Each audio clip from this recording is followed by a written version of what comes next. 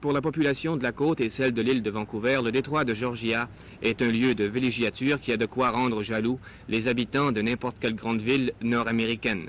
On y est à quelques minutes de la pêche au saumon, de la voile ou encore de l'exploration des cavernes que les marées ont creusées au flanc des îles.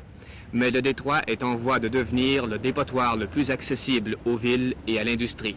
Aussi, le gouvernement fédéral entend-il en faire un parc maritime national pour éviter qu'ils ne connaissent un jour le même sort que les Grands Lacs, par exemple. Parmi les gens auprès de qui le gouvernement d'Ottawa a décidé de prendre conseil, il y a le célèbre explorateur français Jacques Cousteau. Une des raisons pour lesquelles je suis venu ici, c'est que ce projet m'a semblé absolument unique et fascinant. Il est fascinant par son ampleur, par son audace. Et ce que je crois, c'est qu'il va voir le jour.